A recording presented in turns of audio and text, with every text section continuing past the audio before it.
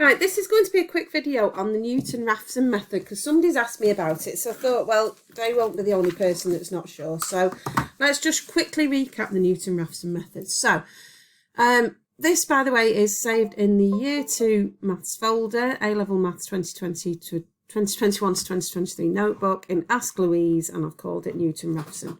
Okay, all the other questions that I've been answering on our chat are all in there as well. Okay, so the Newton-Raphson method is another way of finding approximate roots to an equation. Now remember, a root is where it cuts through your x-axis, where y equals 0.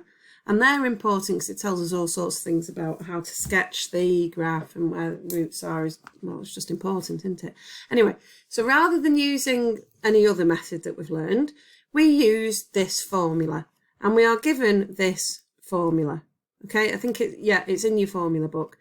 Okay, so what it's saying is it's an iterative formula. So xn plus 1 means the next one you're going to use is the current one minus, and then you substitute your current value into your f of x, and you substitute it into a differentiated f of x, so f dash x. Okay, so to set it up, all you need to know is your initial value, xn.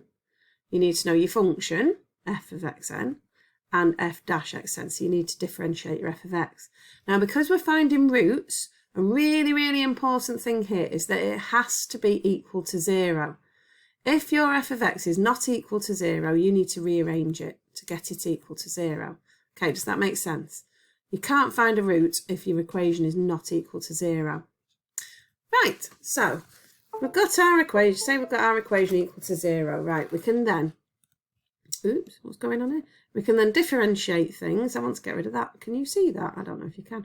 Right, so we want to, right, sorry, I was going to explain how it works. Right, so how it works is, what you're basically doing is, you're finding the tangent of the graph of f of x at your value xn. Okay, so we're finding the x-intercept of the tangent to the graph. This is what this is doing here.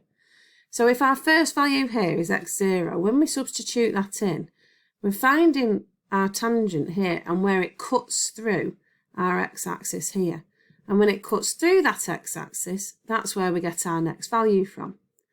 And then we substitute that value in, and that gives us this tangent here, and we look for where that cuts the x-axis, and so on. And it will converge on this root here. It's getting, these tangents are getting closer and closer to the roots.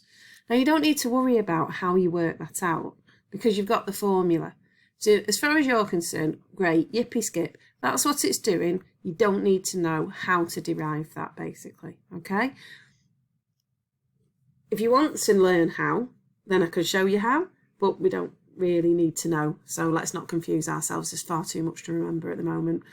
Okay, right, so this is how it's working. So if you're asked to draw a diagram of what's going on, you'll draw the tangent at your point here, and where it cuts through the x-axis, that's your next x value. You draw the tangent at that value, where it cuts the x-axis, and so on. Okay, it can fail if your starting point is too far away from the actual root. So if you're not close enough to the root, it can fail, and you'll get a really big answer instead of getting an answer that's getting closer to the real value. Or it can fail if the gradient of these tangents is too close to 0.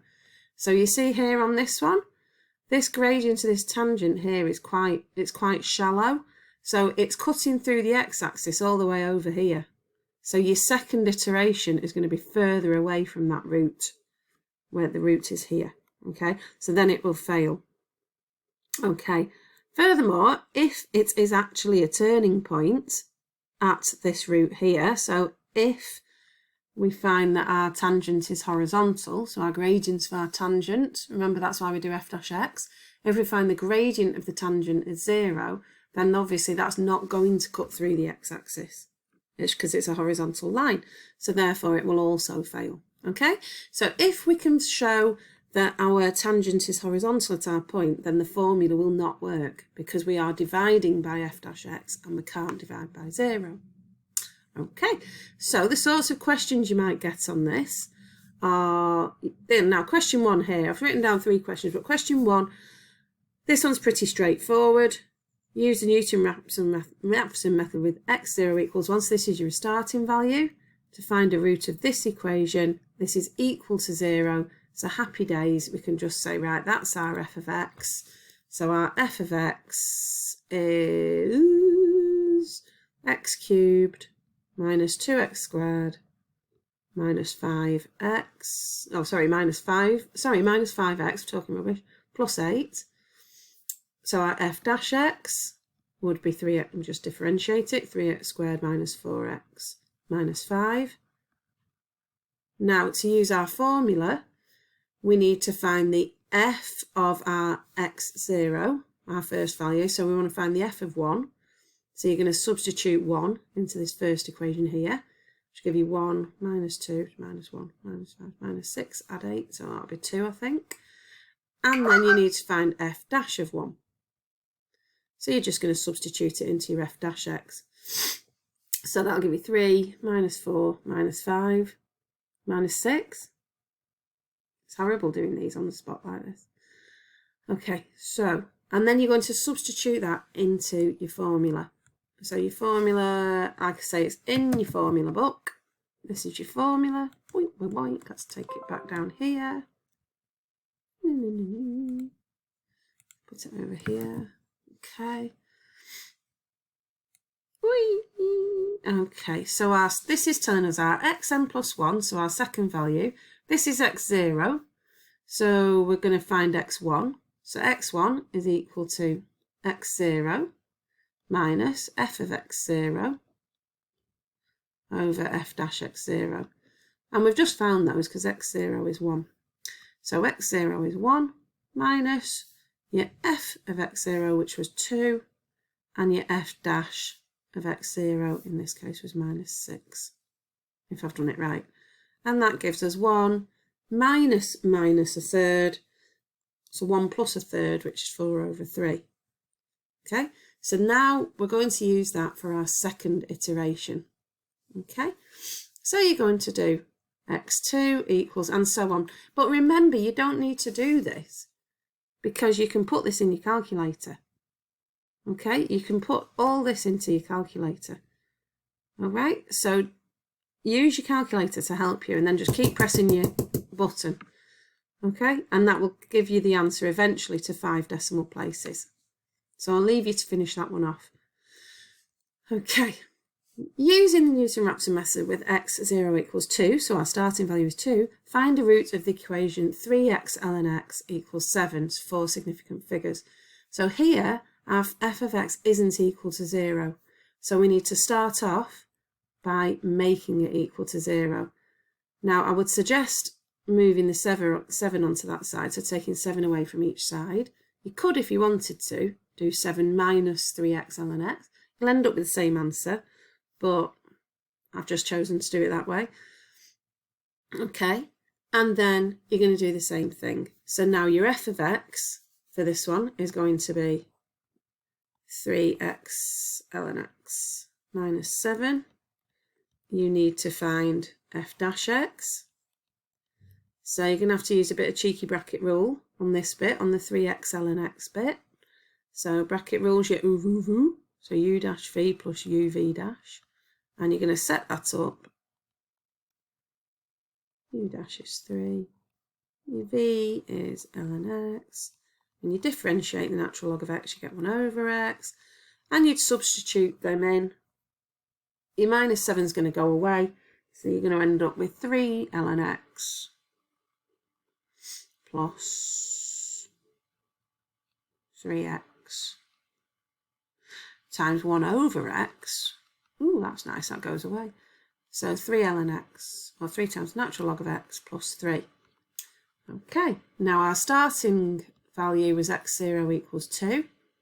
So you're going to find the f of 2, the f dash of 2, and off you go. Or, remember, you put this in your calculator. Okay, so you do, first of all, you have to do 2 equals, and then you set up your equation. ANS minus, and then put your equations in. Okay, and then boom, boom, boom, boom, boom, boom, boom, until it stops changing to 4 significant figures. Okay, so I'll leave you to finish that one off as well. Right, explain why starting with x0 equals 0.5 for that equation. Well, explain why it will fail, right, when using the Newton-Raphson method. Okay, now if we differentiate our f of x, it's equal to 0, so we can straight off say our f of x is equal to minus x squared plus x plus 12. Now, I think you've probably guessed what's going to happen here. You're probably going to find that when we differentiate, our denominator at some point is going to give us a 0.